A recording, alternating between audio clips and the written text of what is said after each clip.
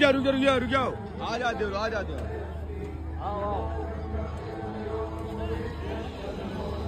यार चलिए पास में भाई यार आओ आ जाते हो अरे दूर से ही मजा आएगा पागल पास से बहुत आ चलो जी जल्दी से पास से मजा ही जाते रहो पास से मजा आई आओ चलो कहाँ है चलो अरे लवाई चलो चलो भाई सीधे एक लगे जो रहती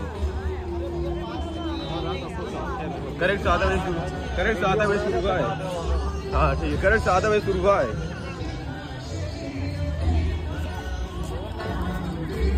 भाई बोल रहे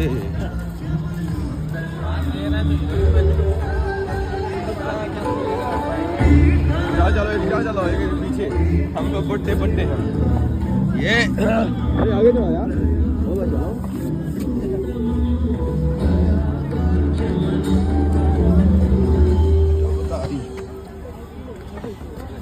सूर्य ग्रहों में श्रेष्ठ है, चंद्रमा नक्षत्रों में श्रेष्ठ है, उसी प्रकार प्रयाग सभी तीर्थों में सर्वश्रेष्ठ है।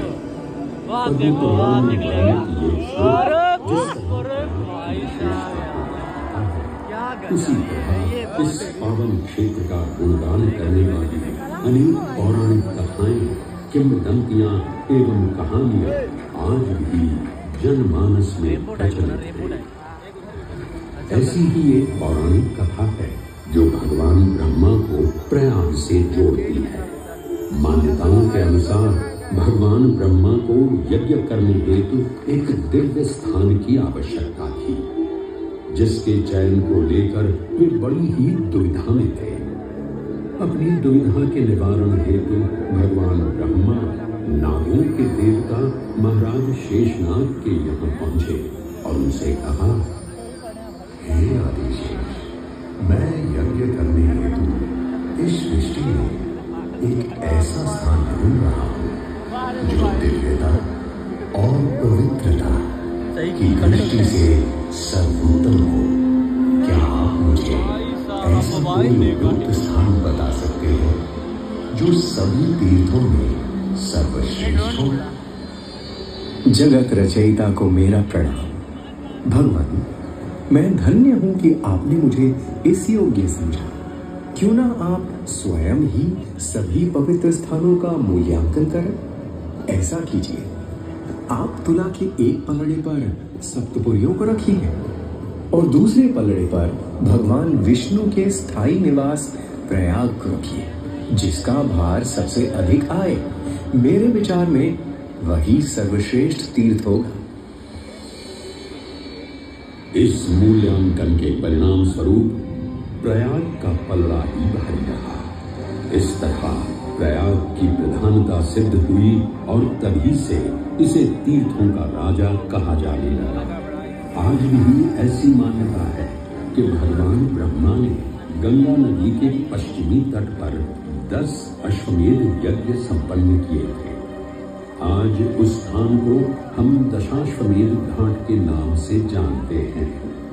भगवान ब्रह्मा के अलावा इंद्रदेव, वरुण देव एवं सोमदेव ने भी प्रयाग क्षेत्र में ही भगवान विष्णु की आराधना करने हेतु यज्ञ किए थे, जिससे उन्हें भी श्री हरि का आशीर्वाद प्राप्त हुआ। प्रयाग शब्द में प्र का अर्थ है प्रकृष्ट और याग का अर्थ होता है यज्ञ। इसीलिए इन दो शब्दों से बना प्रयाग सबसे पवित्र स्थान माना जाता है। प्रयाग ही संसार में एकमात्र ऐसा पावन क्षेत्र है जहाँ 3 पवित्र नदियों का संगम होता है। इस संगम का भी एक अनूठा महत्व है।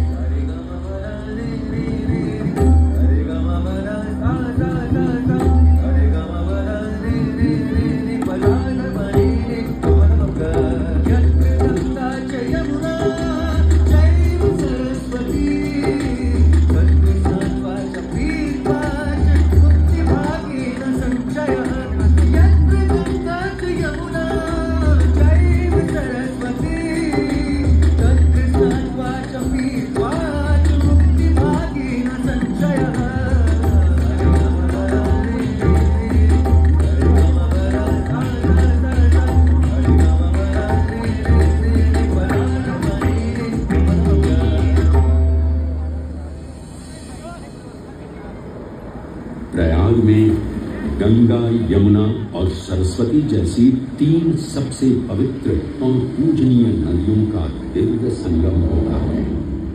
इन नदियों के संगम में स्नान करने एवं संगम का जल ग्रहण करने से मनुष्य मुक्ति का अधिकारी बन जाता है और इसमें किंचित भी संदेह नहीं है। ब्रह्म पुराण में ब्रह्मा जी भी कहते हैं कि प्रयाग में सरस्वती जी अदृश्य रूप में आकर गंगा जी से मिलती हैं। इसलिए इस क्षेत्र को सरस्वती तीर्थ संगम भी कहा गया है।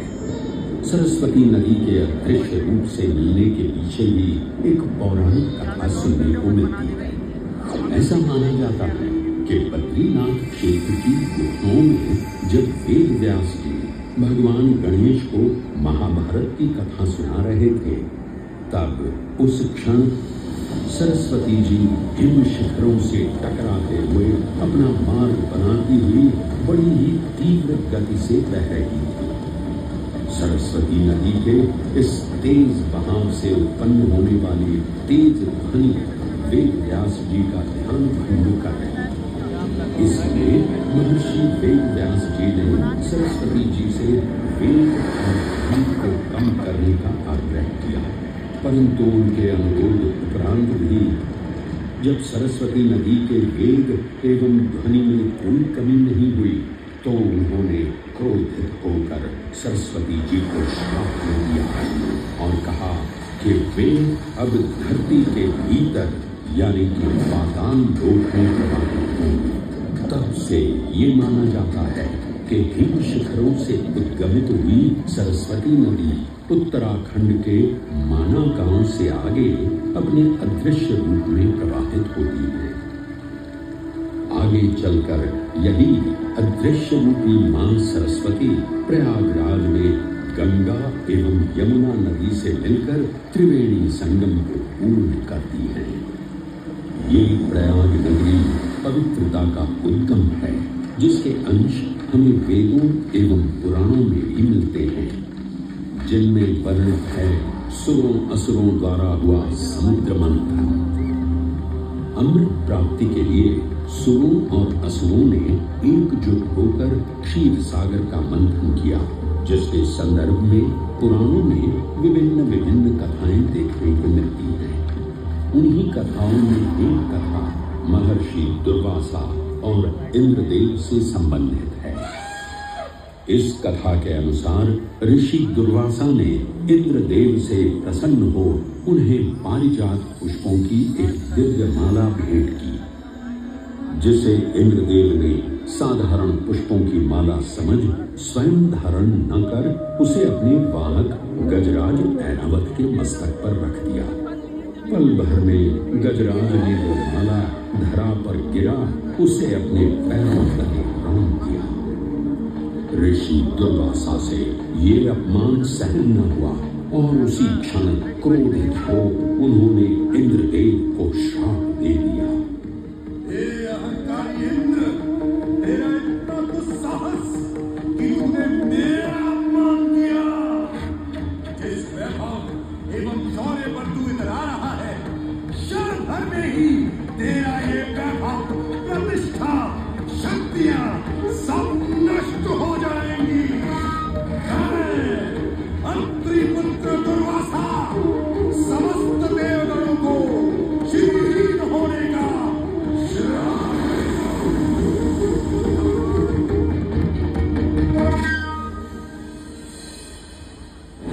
इस श्राप के परिणाम स्वरूप स्वर्गलोक से लेकर वैकुंठ धाम तक का सारा वैभव चला गया।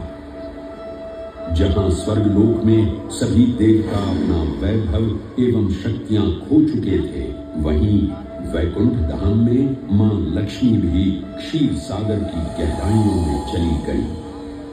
उनके जाते ही सृष्टि का संतुलन बिगड़ने लगा एवं असुर राजा बलि ने तीनों लोक अपने अधीन कर लिए।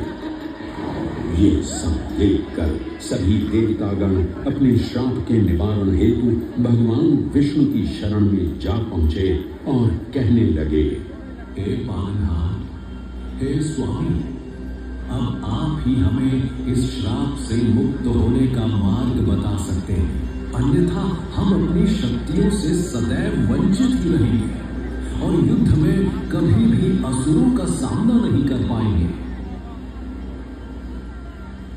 हे देवराज, ऋषि दुर्वासा के श्राप से